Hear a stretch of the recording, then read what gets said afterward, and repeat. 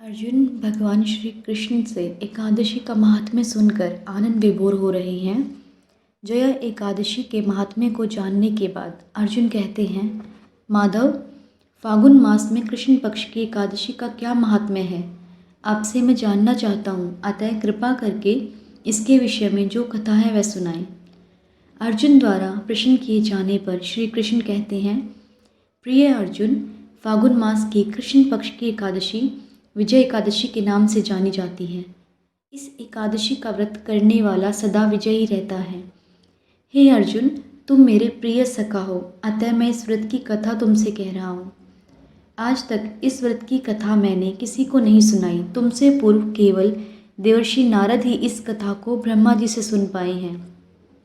तुम मेरे प्रिय हो, इसलिए तुम मुझसे यह कथा सुनो। त्रेता युग की बात है।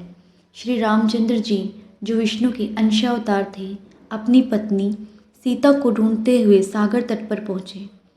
सागर तट पर भगवान का परम भक्त जटायु नामक पक्षी रहता था। उस पक्षी ने बताया कि सीता माता को सागर पार लंका नगरी का राजा रावण ले गया है और माता इस समय अशोक वाटिका में है। जटायु द्वारा सीता का पता जानकर श्री रामचंद्र जी अपनी वानर सेना के साथ लंका पर आक्रमण की तैयारी करने लगे, परंतु सागर के जल जीवों से भरे दुर्गम मार्ग से होकर लंका पहुंचना प्रश्न बनकर खड़ा था। भगवान श्री राम इस अवतार में मर्यादा पुरुषोत्तम के रूप में दुनिया के समक्ष उदाहरण प्रस्तुत करना चाहते थे। अतः आम मानव की भांति चिंतित हो गए। जब उन्हें सागर पार करने का कोई मार्ग नहीं मिल रहा था, तब उन्होंने लक्ष्मण से पूछा, हे लक्ष्मण, इस सागर को पार करने का कोई उपाय मुझे सूझ नहीं रहा। अगर तुम्हारे पास कोई उपाय है तो बताओ। श्री रामचंद्र जी की बात सुनकर लक्ष्मण बोले, प्रभु, आपसे तो कोई भी बात छिपी नहीं है। आप स्वयं सर्व सामर्थ्यवान हैं। फिर भी मैं कहूँगा, यहाँ से आधा योजन दूर परम ज्ञानी वक्तालभ्य मुनि का निवास है। हमें उनसे ही इसका हल पूछना चाहिए। भगवान श्री राम लक्ष्मण समेत वक्तालभ्य मुनि के आश्रम में पहुँचे और उन्हें प्रणाम करके अपना प्रश्न उनके सामने रख दिया। मुनिवर ने कहा, हे राम, आप अपनी सेना समेत फागुन मास की कृष्ण पक्ष की एकादशी का व्रत रखें।